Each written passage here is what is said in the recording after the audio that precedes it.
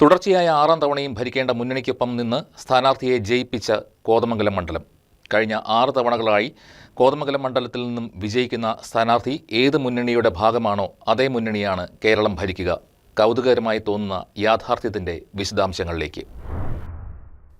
ആർക്കാണ് വോട്ട് എന്ന് ചോദിച്ചാൽ ജയിക്കുന്ന പാർട്ടിക്കാണ് വോട്ട് എന്നൊരു ഫലിതപ്രയോഗം ഉണ്ടായിരുന്നു നമുക്കിടയിൽ.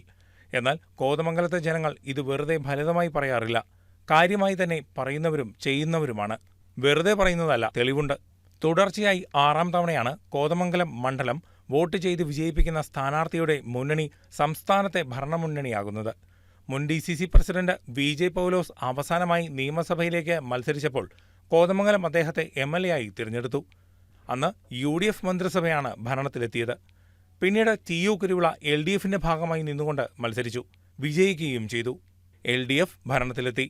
ഇതേ TU കുരുവിള തന്നെ തൊട്ടടുത്ത ടൈമിൽ UDFൽ നിന്നും മത്സരിച്ചു, MLA ആയി. അപ്പോഴും UDF ഭരണത്തിലെത്തി. പിന്നീട് വന്നത് CPIMന്റെ പാർട്ടി ചിഹ്നത്തിൽ മത്സരിച്ച പാർട്ടി ഭാരവാഹി കൂടിയായ ആന്റണി ജോണാണ്.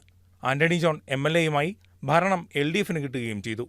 ഇത് വീണ്ടും ആവർത്തിച്ചു. സംസ്ഥാന ഭരണം വീണ്ടും LDFന്. അപ്പോഴും കോതമംഗലം ഭരിക്കുന്ന മുന്നണിക്കൊപ്പം.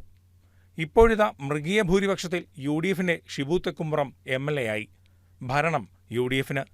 കോതമംഗലത്തെ ജനത ഭരിക്കുന്ന മുന്നണിക്കൊപ്പം എന്ന കൗതുകം ഒരു യാഥാർത്ഥ്യമായി തന്നെ നിലനിർത്തുകയാണ്. News desk KCV news.